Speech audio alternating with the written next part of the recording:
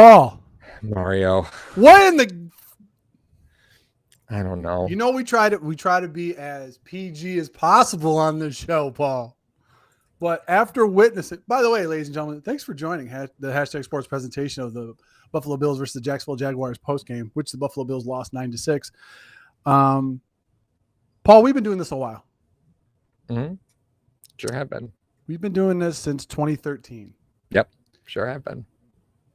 Even in the years where they were abysmal, I don't think I've seen a loss this bad.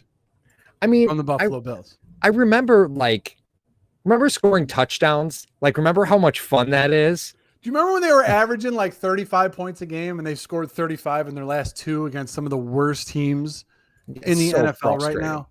Like, so frustrating. All I want to say is this, ladies and gentlemen. If the damn Buffalo Bills offensive line worked for Trojan, Allen would be pregnant right now. Okay, that's what I just want to say to start this whole episode off. Paul, he got raw dogged today. Whoa. Josh Allen was raw dogged today. Yeah. And it's ridiculous. And before any of y'all want to be funny and be smart, make any comment about my shirt, I wore this due to the Bills' performance today. They performed like dollar ramen today. This is ridiculous. What we had to watch today, that abysmal showing of the Buffalo Bills. It was ridiculous. This was a bad one. Like I said, Paul and I, we've been quote unquote covering the Buffalo Bills as amateur podcasters and broadcasters since 2013. This is the worst loss, I think, because of the expectation. Everyone thought they were going to roll them today, and then any given Sunday rolled around. I just want to thank Manning Cast for personally ruining my Sunday. Do you know about this, Mar? The Manning Cast curse? I think I've heard of it. Oh, it's a thing. Every quarterback that has been on Manning Cast has lost their next game. Like everyone. Have they? Allen was on Monday. Here we are. I know he was on Monday. I know a lot of people were watching this is like the layup, right? Oh, they're playing the Jaguars. We'll break the curse. Sure didn't. It was like didn't. So thanks a lot, Peyton. Dream you couldn't get out of. God. You know, but isn't this the story that we've seen before? Like, I know you and I have been talking about this for a long time, where, you know, the defense was really allowing Buffalo to take a lot of chances, right? When your defense is generating turnovers, often in the opponent's zone, you can take some chances that you can't normally take. True. That didn't happen today. Buffalo did not win the turnover battle, not even close, right? Let alone in the Jag zone. You know, like Buffalo has been on the fortunate side of a defense playing out of their mind, and they generated no turnovers today. This was a team that kept the ball, that kept the plays very close to the vest. They didn't really, you know, they didn't take any chances, and Buffalo failed to generate turnovers because of that. And those turnovers have been one of the reasons you're looking at, you know, the Bills scoring 35, 40 points a game. You get extra possessions, man. Like you didn't get that today. And that's not in any way the defense's fault. It's in no way the defense's fault. But I felt like at halftime of this game, it was the exact same thing as the Miami game, where you looked at it and you're watching the game and you're going, God, I can see open guys. I can see the easy stuff, right? Mm-hmm. And then you see, you know, they come out in the third quarter and they start all these quick pass. And you're trying to get Jacksonville out of that blitz scheme that they were running, right? Because they were generating pressure with 5 all day. Like, okay, blitz. Okay, let's start running some short passes. Let's try and get them out of this. Yeah. We did that. We were successful with it. And then it's like, okay, now let's try and throw the ball 45 yards down the field. And then Josh Allen gets sacked. You know, it's like. Well, Beantown breakdown. Thank you very much. I'm just here for the wellness check. Check y'all again. Oh, thank you, Beantown. We appreciate that. There's a lot of comments going about OG Bobby Johnson needs to go, a lot of all this other stuff. That's actually, Mar, that's a fair point. Like, when you look at this offensive line and you look at the depth on it, man, how much of that is Bean and Dable trusting their position coach, where their position coach goes, listen, I think we're going to be fine. Like, we got talent. All these guys know how to communicate. We're going to be fine with what we got. Like, do you think, is that Bean's fault for trusting Dable and Bobby Johnson? Is that Dable's fault for trusting Bobby Johnson? Is this Dable's call? Like, I don't know, but I think it's a cool conversation to have with as absolutely piss poor as that offensive line played today. It was piss poor. Thomas Rhodes comes in and says, Manning cast taking souls. That's it. That's it. Sure does. I don't know. I mean, because this is what you're going to have, ladies and gentlemen. This is the type of offensive line that you're going to be accustomed to have to see. Maybe you get better talent. Maybe you don't get better talent. But because you got a $250 man behind you, you're not going to be able to afford a lot of high-priced talent on this offensive line. I mean, Paul and I, it's easy to pull the skeletons out of the past that Paul and I have talked about. How many times have we said that we love Dawkins as a guard, not a tackle? They signed him as a left tackle. Okay. Right. You give a 3-year deal to Williams. He was struggling today. The interior of that line has had so much trouble of what's going on. Paul, for the majority of the game, it was man under 2 deep. They were just getting beat up top. Yep, they sure were. When they rushed 4, they were getting beat. And Allen had no lanes unless he was trying to create some hero ball. Right. And I went on Twitter. Obviously, that's one of the worst places you need to go after a Buffalo Bills loss. You might as well just, drink bleach. Seriously, it's the worst place to go. That's fair. Because everything's burning when you go on Twitter. Like, oh, this is why they did this. Why didn't they make any moves at the trade deadline? Yeah. Bean's a hack. What's McDermott doing? All that other stuff. I'm just trying to take the game as a sample of itself. Buffalo did not come ready to play today. Jacksonville, this was their Super Bowl. Buffalo Bills fans, we've been on the other end of this playing the Patriots for 20 years, where it's the Bills' biggest game on the schedule. The Patriots don't even care because they're still going to go 12-4 and win the division and then go on to the playoffs. So is the sky falling? I don't believe so. I don't think the sky is falling. If they happen to lose to New York, then we can have this discussion again, Paul. Oh, God, please. I mean, it's and I don't want to go woe is me, right? Because I don't think that's really necessarily fair. But we're just entering the conversation of being the best team in the league, right? Like just the last week, 2 weeks, it's on. Listen, Buffalo's probably the best team in the league, right? You look at Arizona over there, you got Buffalo over here. Buffalo is probably the best team in that entire conference. And then you lose to the Jacksonville Jaguars. You lose to Urban Meyer, who, again, won a game without scoring a touchdown. And you know how hard that is to do, to win a football game without scoring a single touchdown? Mario, I'm going to give you a stat that really, what's the term? The stat that chaps my ass. Before you go, Sonny Lamont comes in.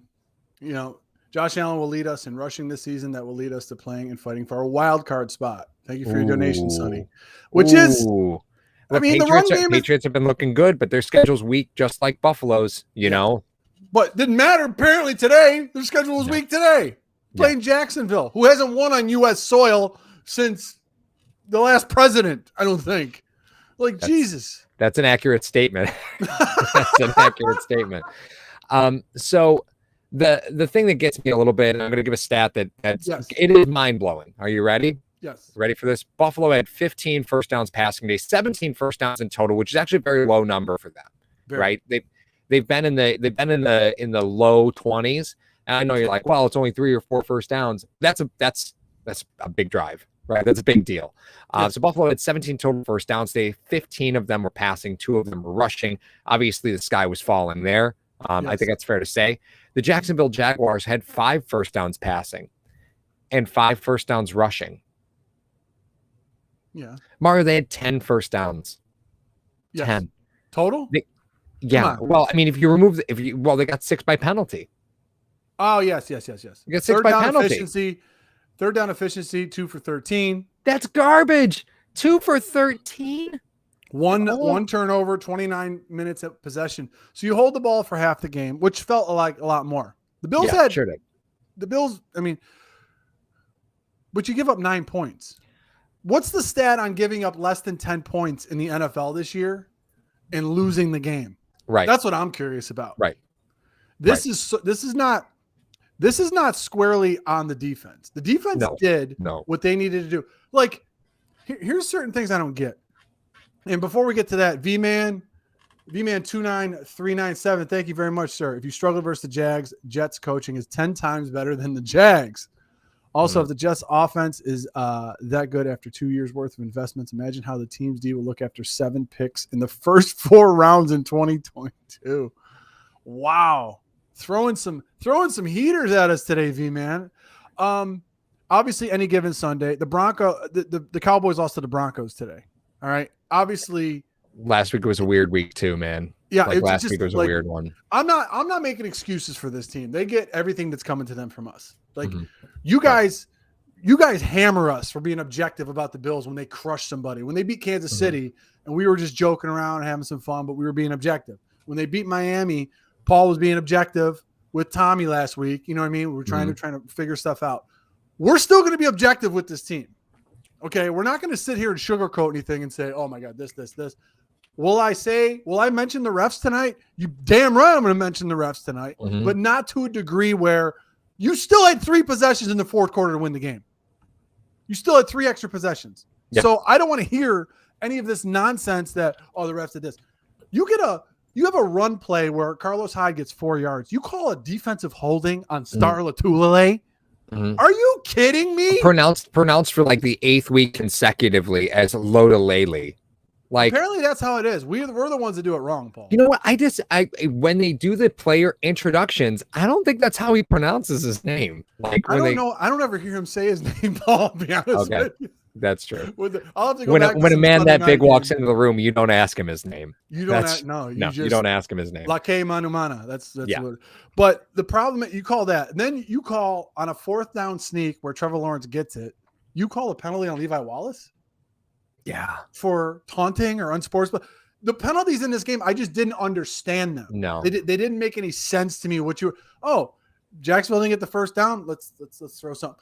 Now I know that's the easiest thing to say. However, they weren't consistent. Their flags were in their pockets in the fourth quarter. Buffalo Bills, somebody put it in there, 12 for 118. Yeah, 12, and I think 5 personal foul penalties. Like that's just not a Sean McDermott team. You know, like they were flustered and it got out of hand quickly for them because they were running scared the whole game. You know, like you got outplayed by the Jags, man. Like you got outplayed by the Jags. I don't think they got outplayed.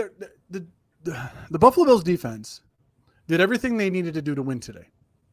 Yeah, you held them to 3 field goals when they got into. Well, the one field goal, I said McDermott said he wanted back. Remember, Paul, we talked about this during the game. I said, listen, why don't you take that penalty, make it 3rd and 15? And you go, Mar, he hasn't made a field goal. That's his longest of his career. And I said, well, that kind of makes sense. And then when he missed 3 in a row on the penalty, penalty thing, right? I was like, well, so you're talking about that field goal that tied him at 6, right? So let's back up. You're talking about the field goal that tied him at 6. The field goal that tied it at 6. I called you immediately after. I'm saying, why wouldn't he take that penalty, try to get him out of field goal range? He's like, well, they were gassed and they were doing this. But McDermott said he wanted that one back. I think he needs to say that. I think he needed to say that in the postgame. Well, you lost by 3. You lost by 3. I understand that. But that was the longest field goal the guy made. But then you look at later in the game, the guy kicks 3 in a row and misses 3 in a row. Sure does. So that decision to make that thing earlier doesn't seem like a bad decision now, does it? Well, just the game flow, right? I think you kind of, there was just nothing there, from an offensive standpoint. If this is a game that if you're going to hire Brian Dable, like you're pulling this game up and saying, okay, you need to explain this to me. Like, explain to me what happened here. Because Leslie Frazier walked out of this game still with his head up. Like, listen, we did everything we could. We held the 9 points. I don't know what you want us to do. Right. I don't know what you want us to do, but you're going to hire Brian Dable. You're pulling him in. You say, okay, so we're going to do some film study. Let's talk about week 9. Like, let's talk. This is damning, right? This is a bad one. This is a damning game. I love how freaking nonchalant you are. You're like, hey, explain this to me. That's right. Well, we could be mad, because like when the Bills played the Dolphins, right? You looked at the actives and the inactives, and it's, like, okay, well, Buffalo's going to get some guys some playing time. Buffalo didn't do that this week, right? Like, This was their team. Unfortunately, I think they probably would like to have the Cody Ford at guard experiment now be over. I think everybody's pretty comfortable saying that experiment can end. Yes. Bucker was really no better. It was bad all around, and like you're paying Morris a lot of money to try and make that as good as it can get, and it's not like you have new tackles, the same tackles you had last season. So like the bookends, and And, the middle of that line should have been able to at least kind of control the guard play, but the guard play was just so damn bad. They couldn't run the football. Allen was running for his life, and everything took a year to develop. And that's just, man, like, how many weeks are we going to talk about it where you say that these aren't the plays? Like, you can't say that Dable's drawing up great plays, because today was an example that Allen really does kind of make it up as he's going, right? Like, the plays that happen, those big plays, they're not always by design. And today was just a perfect example of that. He was trying to do everything for this team, and he fumbled the ball twice. Like, we got lucky with that last one, but man, it's not play design. Like, this is how you beat Josh, is you treat him like a college quarterback. You just treat him like a college. You bring pressure in his face, you keep the safeties deep, and you just say, okay, go ahead. Take the easy stuff, because he won't. Hold on. Oh, yeah. I feel you there. Let me just say, I mean, I'm not drinking any Dr. Tops. I don't have any Dr. Tops. It's a little too embarrassing of a loss by the Buffalo Bills. But you know what's interesting? I don't know if you guys follow Bruce Nolan on Twitter. Great follow, funny guy. We've had him on the show. Love Bruce. Yeah. He says a lot of times, he's like, I'm not going to let this affect my life. Things I have no control over affect my life. So as embarrassing this is, I'm going to get up tomorrow morning. I'm going to go to work. I'm going to have a smile on my face. I'm going to do all this other stuff. You guys really shouldn't get that upset about this loss. Yes, your team lost. There's going to be a lot of trash talking coming your way. You had no control over this. The Buffalo Bills defense gave up 218 yards today. Josh Allen. Now, the way that we talked about the EP system, Paul, man under too deep. That's how you beat it. That's how you beat it. That's how you beat it. What did Jacksonville do? On occasion, they brought 5. I'm not going to say they didn't, because they don't have the horses. Miles Jack played a heck of a game today. The Josh Allen for Jacksonville played a hell of a game. Sure did. I mean, defensive player of the week. Defensive player of the week. Oh, yeah. The announcers could not be any happier, because they had that thing queued up.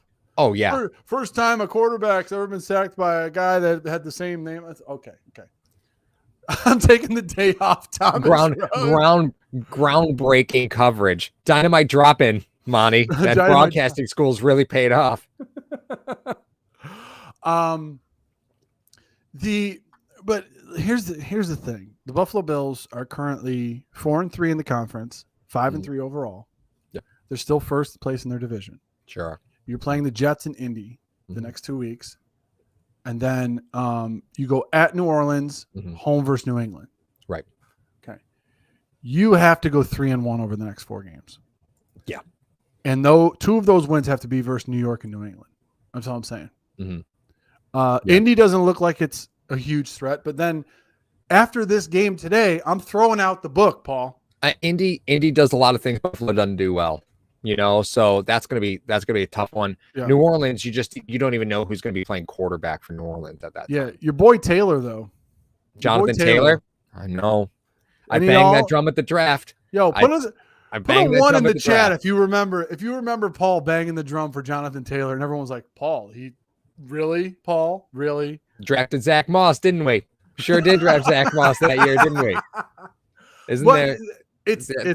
You were right. You were 100% right about Taylor. But the thing is, though, I don't think Taylor makes the same impact in this offense. We could talk about that in another day. But because of how it's utilized, he's utilized. Yeah. Reich uses his running backs quite a bit. Sure does. Dable doesn't. So Matthias coming in. Sorry, real quick. Matthias, what's up, buddy? I can't even blame it on you guys since you didn't call the game. Dang. Yeah. I think we're not really the Madden curse. We're the NutraSweet version of the Mannings if we ever call the game. So that's how it's going to be, and that's how it is. Right. So Well, I mean, I got Peyton's forehead, so I mean that's what I got going for me. That's about the end of that list. So I know, the EP system is predicated on taking what's there, right? Singletary and Moss combined today for 12 targets. That's a lot. That's a lot for Allen. Like, that's a lot. He had 45 total throws, and 12 of them were to running backs. and yet you still couldn't move, right? You still had no wiggle room. You weren't going anywhere. Like, I know we've talked about, needing to get the backs involved because the backs are the outlet, right? But man, do you need something more explosive than Zach Moss and Devin Singletary, right? At that running back position, if you're going to utilize that. I don't know if we've seen, remember the jet sweeps from forever ago, from last year? Haven't seen one. I haven't seen a single jet sweep with McKenzie at all, right? And McKenzie's having a great year returning kicks. So, there's no issues there. We haven't seen that. That hasn't come back at all. I don't think we're going to see it against the next 3 games, right? Because you're not going to flash anything fancy for these next couple games. But isn't that what kind of got you in trouble here? Is the number one thing that got you in trouble what? The fact that you walked in and you treated this like it was a preseason game. Oh, yeah. Totally. From an offensive standpoint, they just I don't think they had anything special. They just walked in like, here, we're just going to run this. We didn't install anything new. No. Because and we had talked about it on the show last week. Maybe you don't want to show anything that you're just going to waste over these games. But this is what happens when you don't put in as much work. Not saying that the players weren't trying hard enough, right? Because that's not at all what I mean.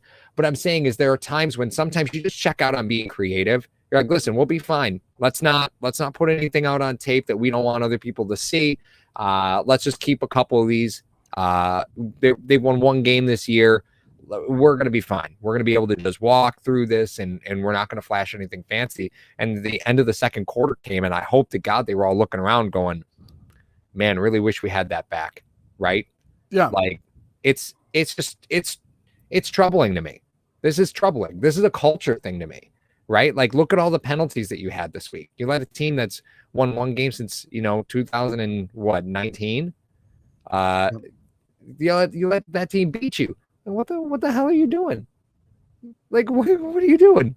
I don't. and Ali comes in once again. Overreaction Monday tomorrow is going to be nutty. There's going to be so many people bringing so many things for this game. Yeah. But you hit the nail on the head, Paul. They just didn't come ready to play. You treated this game like it was nothing. Why are we? That's why we always say next week. The Buffalo Bills in the past 1, 2, 3, 4, 5, 6 weeks, Paul. Going back to Washington. You ready? Yep. Points scored 43, 40, 38, 31, 26, now 6. That's not the way you want to trend. Now, there are always losing streaks that happen or losing games throughout the season that you look back on and you go, what? I'm sure the 2003 Super Bowl champion New England Patriots look back on the week 1 against the Buffalo Bills where they lost 31-0. Yeah. Like, what happened have these there? games. You do have these games, right? You do have them. And now everyone's living in the moment. Everyone's clearly living in the moment saying, this is abysmal. This is ridiculous. We have to fix this. Obviously, the Buffalo Bills know they have to fix some things going on. Playground Josh Allen versus pocket Josh Allen are not the same person. Okay? When pocket Josh Allen is forced to be playground Josh Allen, sometimes good things happen. Sometimes very bad things happen. That is what you take when you have this animal back there. Okay? Yeah. But you got to keep pocket Josh Allen upright. A few times where he was upright in the first half, he couldn't find anybody. That is scheme. Now, we could say, the devil's advocate is, hey, why didn't he find anybody that was open? Maybe he's late on his reads. I'm sure he might be. But this is he's been in this offense long enough to know where the reads are. You got Emmanuel Sanders in there. And then someone asked it earlier about Davis. Is Davis in there? Why wouldn't Davis run a lot of those similar routes that Dawson Knox runs? Bigger guy. Yep. He could sit down in the middle of the field, do a lot of things. But I think that Knox could. You know what I mean? I mean, that from a body type perspective, I understand. But that as a tight end, it takes a while to learn how to feel that stuff out. And Gabe Davis can't be expected to do that, right? Emmanuel Sanders, different story, but they don't use Emmanuel Sanders that way. Right? They've trended away from that. They use Sanders as a game breaker, which that's not the role that he needs to be in. They use Sanders to push the ball downfield. And, Diggs is left holding a hot cup of nothing for half the game. Like it's, Mark, when you had trouble running the ball, when you had trouble pushing the ball downfield, you need to simplify, right? You need to get them out of what they're doing, and you failed to be able to be, versatile enough and flexible enough to figure out how to do that. And that is just as much on Allen as it is the rest of the offensive staff, right? Like, I'm just gonna keep going back to it where, like, dude, a couple jet sweeps would have cleared the edge so well today, right? Because everybody knows Buffalo can't get to the edge. Their running backs will never get to the edge. It's not going to happen. No. So you don't need to worry about that. So that's why when McKenzie would run those jet sweeps, yeah, he only did it every now and again, but they gave the look a lot. And the reason that is because you're trying to get those linebackers out from the middle of the field. You're trying to open them up so that way you can open up the middle of the field for yourself. And, Josh struggled to run the football today. He struggled to make reads, and that's just as much on Josh as it is on the rest of the offensive staff. Like, you got to have ways to generate positive plays, and sometimes it's not going to be what you want to do on a piece of paper in front of you, and they just failed to do that today. Yeah, it was not a like you said, if Daboll's going to go and he's going to try to be a head coach somewhere next year, week 9 is going to be what he has to explain to a lot of people. Yeah. Like, what happened here? Ollie hit that nail right on top of the head. Diggs is a top 5 receiver. He's throwing him dink and dunk stuff. Yeah, that's bad play design. That's what that is. That's bad play design. Yeah, it's bad play design. Or it's bad recognition by Allen. Allen might just be moving off of him that early. I don't know. But Dan P just mentioned this doesn't look like a Super Bowl team. I mean, there's definitely been Buffalo's been fighting some lineup issues, right? Like, the offensive line is far from settled. It looked terrible today. It's probably the worst it's looked all season. Probably the worst it's looked in the last couple of years, to be perfectly honest with you. This offensive line today looked 2018. It looked like a Rex Ryan offensive line to me. Nope. I wouldn't even say that. I wouldn't even say that, because I wouldn't even say that. I would say the last time I saw this line look this bad was the AFC Championship game. That bad. I mean, the line was bad in the AFC Championship game. I will give you that. I will give you that. The line was bad in the AFC Championship game. Matthias comes in real quick. I just want to put it out there. Matthias, he said, we played without Knox last year. So just switch back to schemes with Davis. So you can also catch the opponent off guard if we really need, since we really didn't use Davis at all. Yeah, and Matthias, I think you bring up an interesting point there, right? Because Davis primarily played on the outside, which is where you're finding Sanders now, right? So if you're watching Sanders run routes, like, it's the last play of the game, right? On offense, when Josh rolled out to the right for no fucking reason whatsoever. I'm sorry, excuse the language, but Josh ran outside on a spin move from a defensive tackle that had 2 guys on him. And Josh ran outside the pocket, cut down the field. He's running to the right. Sanders is standing there at the first down marker, and he throws it across the field to Diggs and underthrows it. Like, it's stuff like that just gets under my skin. And it's stuff like the punt to end the game, right? The last play of the game. They bring 11 guys to block a punt. Like, dear God, just put somebody in the back to fair catch the ball. At least give yourself a chance. Josh Allen could throw the ball 100 yards. Yes. Like, at least give yourself an opportunity to do something. You can't just depend on blocking the punt, because guess what? If you block the punt, if you got a guy that's trying to run it back and he gets tackled, game's over anyway. Yeah. What's 10 versus 11 there, right? I didn't understand a lot of the matter. I didn't understand a few of the timeouts that the one that they end up getting the field goal. You gave the field goal to Jacksonville. Yep. Here's what bothers me. 12-10 left. 12-10 left in the game. The false start on Ike Butker. I thought he was, I thought the guy came into the neutral zone. And I thought so too. And that would have been totally flipped the game, obviously. Yep. Number one, well, before I get to the rest of that stuff, now type a 1 in the chat if you guys saw this during the game. Was the right tackle of Jacksonville consistently quick before the snap the entire game? I tweeted it out. It looked like he was like a half a second before the snap every time, which hurt the pass rush. It hurt. He's already into his break before the ball snapped. Mm-hmm. And I saw that all the time. It was a clear offsides on Butker. Okay, Spin. All right. I thought the guy came in on him, and then it was like that. Okay, so that's 12-10 left. Takes you out of field goal range. It would have been a 60-yarder. Bass can hit those. We know Bass can hit those. But it would have been tough. Well, yeah, because you're giving field position to Jacksonville. You're kissing the game goodbye, right? Yeah. If you miss that field goal, you're kissing the game goodbye. Yeah. I saw a few clips. Williams was standing still. Okay. Then 8:17 left is when Allen had the fumble, where he didn't give it to Singletary. I thought he should have gave it because everybody and their mother knows Allen's hanging on to that football. Yeah. Literally everybody and their mother knows Allen's not going to give up that football. So here's the deal. You get a false start on Butker. Jacksonville goes 3 and out. You fumble. Jacksonville goes 5 and out.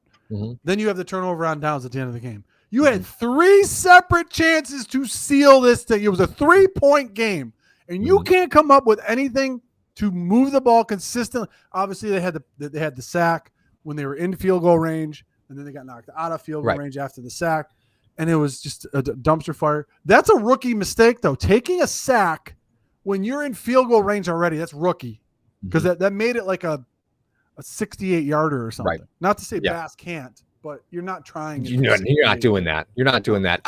Josh really didn't respect the speed of the defense there. Like Josh has a tendency to feel like he can get past most defensive ends, in the league. But these guys closed on him. Like even when Josh made the decision to run, those guys were going to close on him. Like it wasn't much of a problem. Good old Chucky Chuck. We're not even winning our division. Let that sink in. Ooh, I don't know. Like I said, guys, avoid the sky is falling comments. Avoid those. I know that's how you feel right now. Believe me, we've been here before.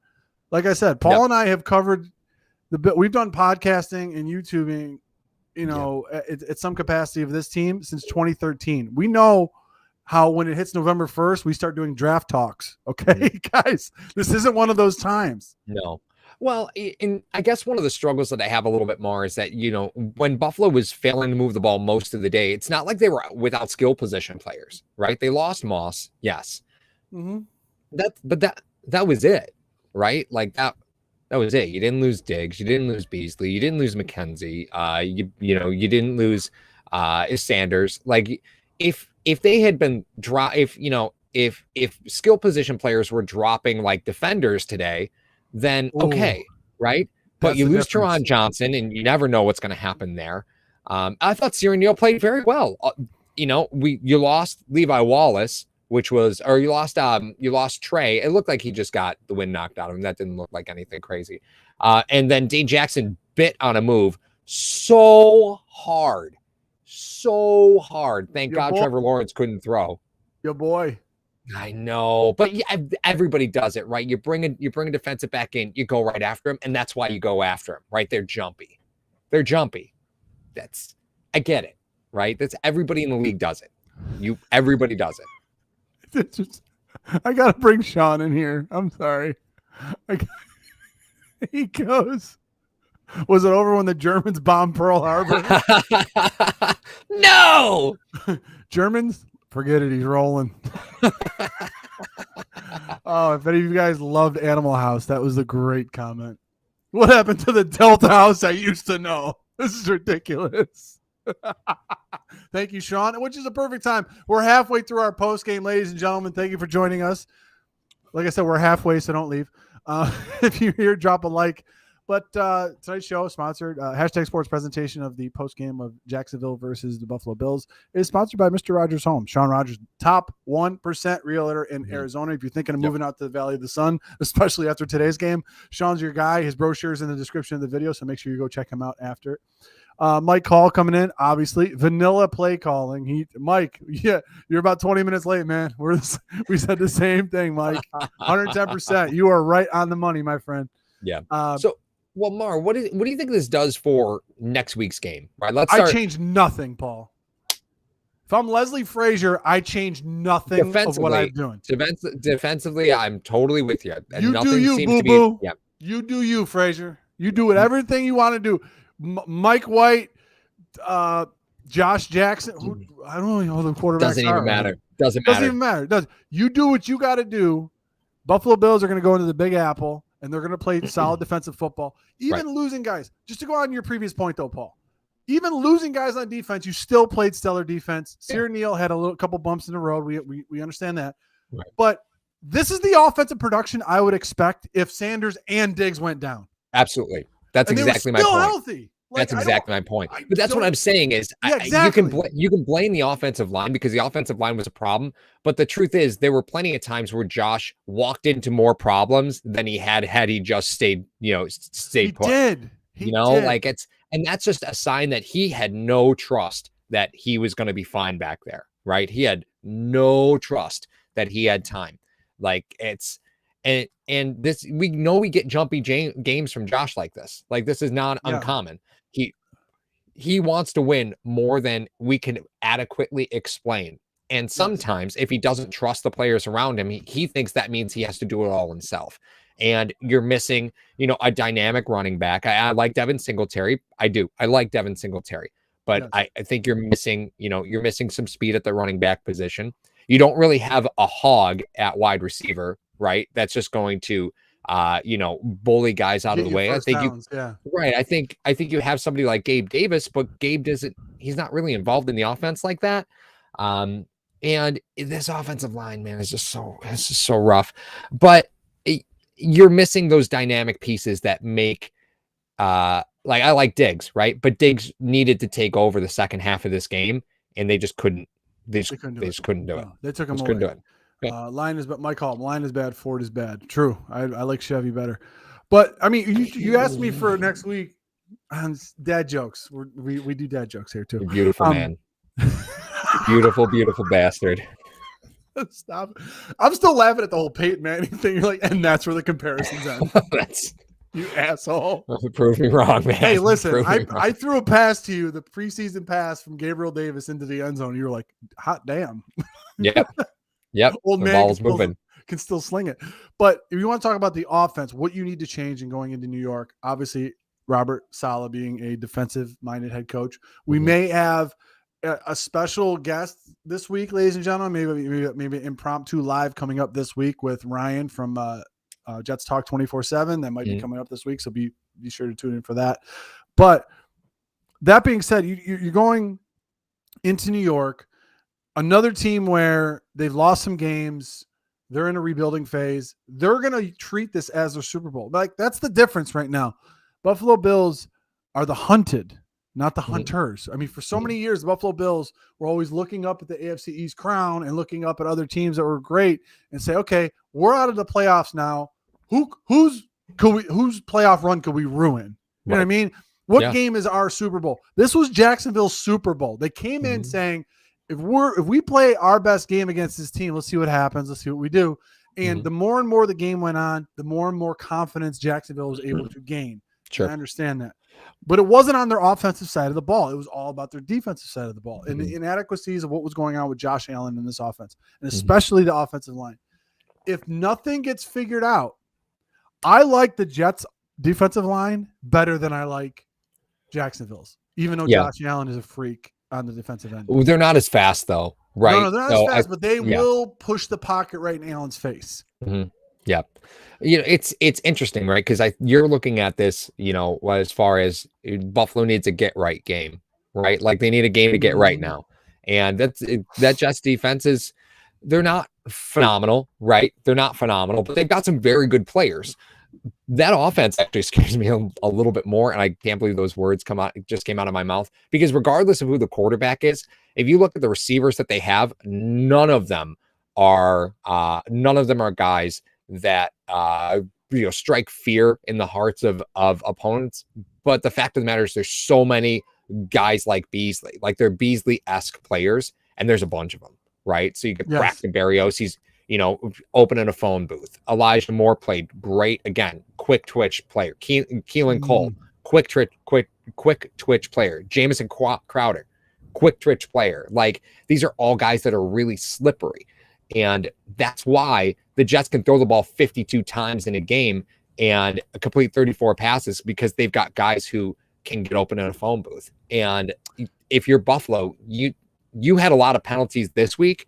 you got to learn not to take penalties against those receivers next week, because it could be very much the same, because they're going to have to get a handle on those guys quick and fast, and the flags could be flying again next week, because we saw them do that against the Chiefs. Remember the first part of the Chiefs game? There were flags everywhere because Buffalo was just playing really aggressive because they knew they had to bump those wide receivers fast, right?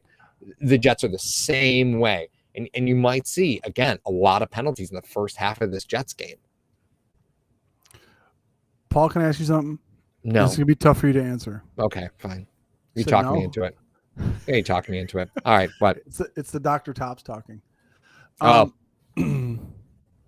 What's the Wegmans version of Dr. Tops? Dr. Pepper. Wow. It's Wow Pop. Dr. Wow. I think it's Dr. Wow. Or Dr. W. It might be Dr. W. That guy wasted a lot of time at school. I would have bought that from a Mr. Wow. I miss Mitch Hedberg. I miss him so much. I miss Rice Mitch is good. Hedberg. Rice is good when you're hungry and you want 2,000 or something. Elijah Moore and Terry McLaurin. Do you see any similarities? No, Terry McLaurin's way better. I mean, I'm talking about the quick twitch, quick getting in and out of routes. I'm talking about how they are. I'm just saying how they're utilized in the offense. Yeah. Would you say any kind of similarities at all? Because that's what I see. I like McLaurin a lot more than Moore, but I'm talking about how they're used, because McLaurin only went 4 for 62 against the Bills. Yeah. Obviously in a losing effort. That Jets offense is death by 1,000 paper cuts. You know, like they're not going to push the ball downfield on you. They're going to They're going to make you play 4 corners. And Buffalo being in nickel, they'll survive, right? Because Buffalo's base nickel, so they'll hold up against it. But it's death by 1,000 paper cuts, man. You know, like that's going to be what it is. There's going to be it's the first meeting between Saleh and McDermott. Obviously, McDermott's been in the division for a while. I see the Buffalo Bills trying to. I mean, we saw a vanilla offense today, so it's not a matter of trying to simplify things. It's a matter of just doing the little things correctly, so you can progress to those advanced plays that you're going to have. Right. Now you're at New York. If you go into New York, you beat the Jets next week. You're 6-3. You're 3-0 in your division, which is huge. You're 5-3 in your conference. That's a big deal. Okay, so as much as the sky is falling right now for the Buffalo Bills, as much as everyone thinks it is, if the Buffalo Bills win next week, they're 6-3 overall. They're 5-3 in their conference, 3-0 in their division. Right. That is something, and it's a road win against New York. And then you're still going to have to bring week 18, which is weird to say. You'll have week 18. You have to play the Jets again. But as Joe comes in and says, "Hey guys, dropping by to say hi. I don't have much else to say." Neither do we. I don't know how we're going to try to fit an hour in this. Large mouth. I want to hit the like button, but worried the rest will flag it. I honestly, when there was a replay, I was begrudgingly joking with my son as I was miserably watching this game. Bless Joe's heart, man, for having to call that, and you guys joining it. Bless your heart, Joe. And as I was begrudgingly watching the tail end of this game, the Josh Allen fumble at the end that they didn't call a fumble, I was like, well, even if they don't call, I'm worried about this replay, because even if they don't call it a fumble, I'm sure they'll find some penalty in the replay they can call on Buffalo. I was like, they can't do that. They can't do that. But it felt like that, for sure felt like that. So Matthias comes in and says, we do the little things right. We're saying do the little things right for weeks now. And did we adjust anything really? Well, I think that's apples and oranges, Matthias. I think there's a difference between doing the little things right and adjusting in game. Right. If you don't adjust in game, obviously it doesn't matter how many little things you do right. Sure. You know what I mean? But as far as this offense does have enough talent to do a lot of things. Now, what was the knock on Day? I mean, let's try to go back and do a little bit of a brief history lesson, Paul, because I know you did this quite a bit. We try to be objective with this team. We try to be objective with the coaches and the players that are on this team, and we understand that. Yep. Brian Daboll coming into Buffalo was an offensive coordinator for multiple teams with limited success. He didn't have any horses. Nope. He had a lot of stable ponies. That's all he had. He didn't have tight ends. He didn't have quarterbacks. We could go down the litany of quarterbacks that are probably working at some affiliation of ESPN at this point. That just didn't pan out. That's what Dable has had. Now you come to Buffalo and you get a thoroughbred out of Wyoming who is completely raw. You have this mold of clay you're able to just put together and make an NFL quarterback. He can run. He could throw the ball anywhere on the field. He could do a bunch of different things for you. And then you bring in Stephon Diggs, who is top 3 route runner in the NFL. Yep. You bring in Emmanuel Sanders. Now this year, you have all of these wonderful pieces of the recipe coming in. Yep. And you are trending down as far as scoring points. Yep. Now, that's not a question of scheme. That's not a question of your script coming into a game. It's a question of your adjustments throughout the game, the thing that you and I were worried about. That is what's going to be the tell for me over the next 4 weeks. Sure. How do you adjust in game? Bills know they can play with a lead. They've done that enough in the NFL and done very, very well when they have a lead. 14 points, 21 points. They can play with a lead. Because when they go 3 and out, nobody cares. They punt. They take time off the clock. Nobody gives. You know what I mean? So I am looking for more. That's what I'm going to be looking for over the next 4 weeks, Paul. How does Brian Dable adjust within the game? We did not see it today. So I'm with you there, Mar. And I know we got to get to, we got to get closer to the closing comments. But the fact of the matter here is that there were so many easy things to do to cover up just a really bad offensive line today. And a little bit of misdirection would have gone a really long way because your line couldn't block for you anyway. So if you run a little bit of misdirection, that was a young defensive line that you could have taken advantage of with some misdirection. And the thought never occurred to you, right? Like you need to get the numbers on your side. And the fact of the matter is a little misdirection would have gone a really long way today. You got to help your offensive line out when they're just getting manhandled, and Buffalo just failed to do that. And, if you're OG Bobby Johnson, you're really concerned about what next week has for you because replacing an offensive line coach in the middle of the season is far from unheard of. The Ravens fired their offensive coordinator and won the Super Bowl that year. Yes, they did. Right. So being a position coach is not a secure thing, regardless of how the team is playing, because you can't go out there and have it look like this. Now, with that being said, you could have done some things to help them out today, and you didn't. You didn't. Well, the other thing too is, Paul, even after my rant, I am not placing this 100% solely on the shoulders of Brian Dable. I'm not doing it because I never can do that. All right. I don't know if he called plays where Allen misreads and guys were wide open because we mentioned that a little bit earlier in the broadcast. There were some guys that were wide open.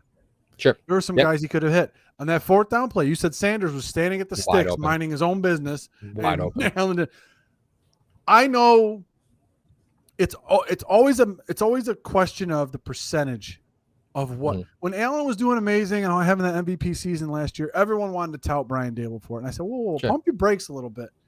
Some of these plays that Allen's making, he's rolling out of the pocket, just being an athlete, which is what they drafted. That's what you drafted.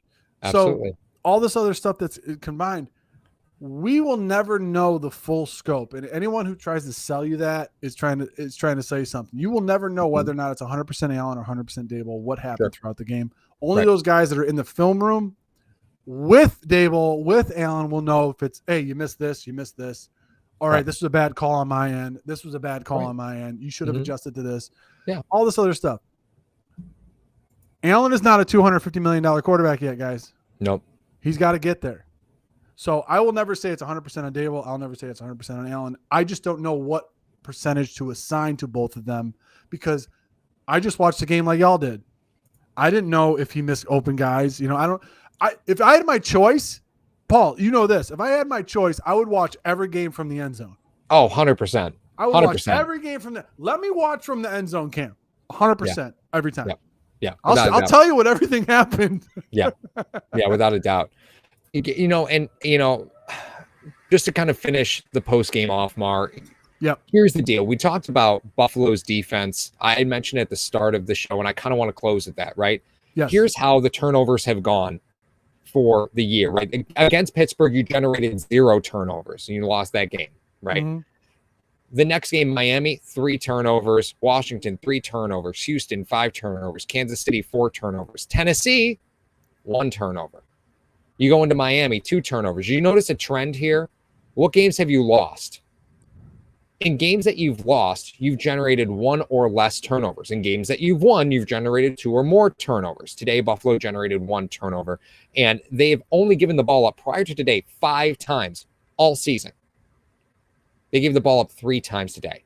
So to say that this team is, this offense is willing to just score at will and they're just going to blow everybody out. No, man, like this defense generates opportunities for this offense solely on volume. This offense runs solely on volume. And if today didn't show you that, then I don't know what will, right? Like that's the thing. This defense has been giving the offense opportunities to fail. And today they couldn't do that. They couldn't do that for them. And this offense failed because they lost drives. They didn't have enough drives in order to be successful. And it's something we've been saying for a while. And the fact of the matter is, if this defense doesn't generate 2 to 3 turnovers a game, Buffalo is likely at this point to lose that game. And that's just that's a literal statistic right now. No. I know the stats are backing you up, so I'm probably fighting a losing battle here, Paul. But we talked about it at the beginning of the year, and we're going to close on this. We talked about at the beginning of the year the fact that every team that plays Buffalo is going to try to limit the possessions for number 17 in his crew. Yeah, right. Okay. Yeah. So you have to make the most out of possessions that you have. Mm-hmm. Does that turn into this offense pressing a little too much to try to score on those drives? It could be, Paul. I don't know. Mm-hmm. But the point is this. You as a coordinator have to know that. Mm-hmm. That you're not going to be gifted 10 possessions a game. You're going to be gifted 8.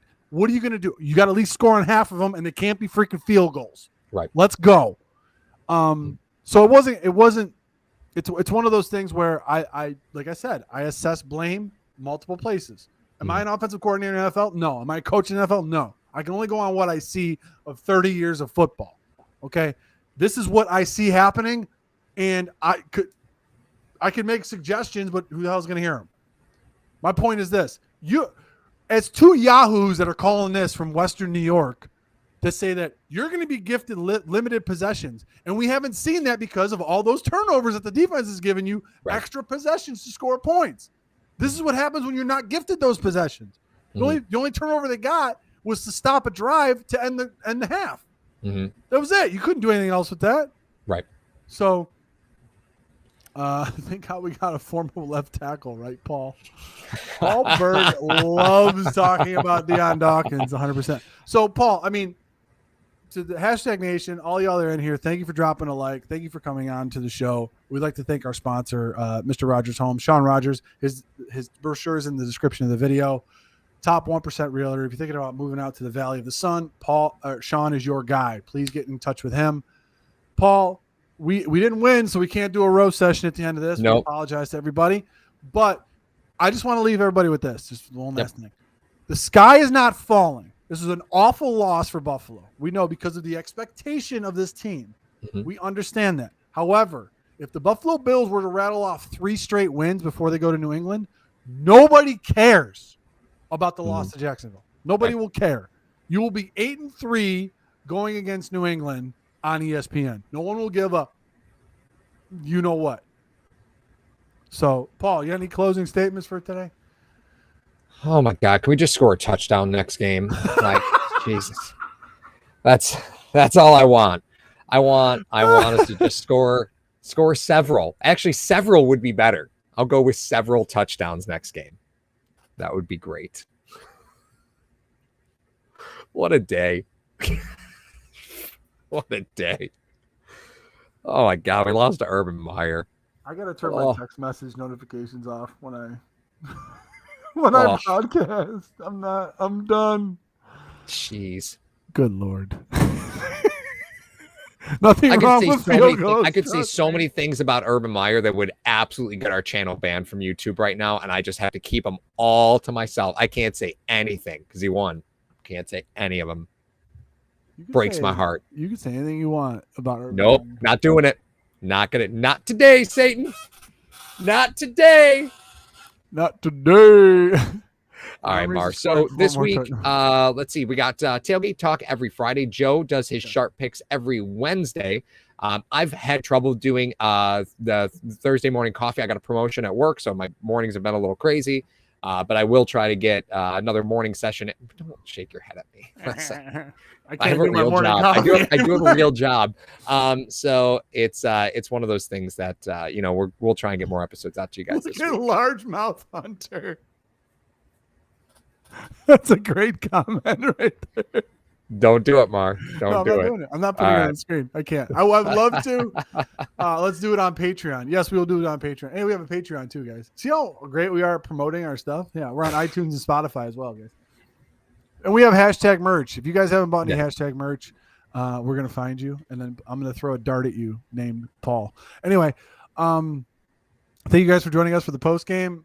We'll catch you. We might be on with Jets Talk 24/7, maybe tomorrow. I don't know. He's got his own show. We're going to see what's going on. We're going to talk to Ryan. Right. So for Sean Rogers, Mr. Rogers Holmes, Paul, you know who I am. We're out of here. Hashtag sports. Take it easy, guys. Good night, guys.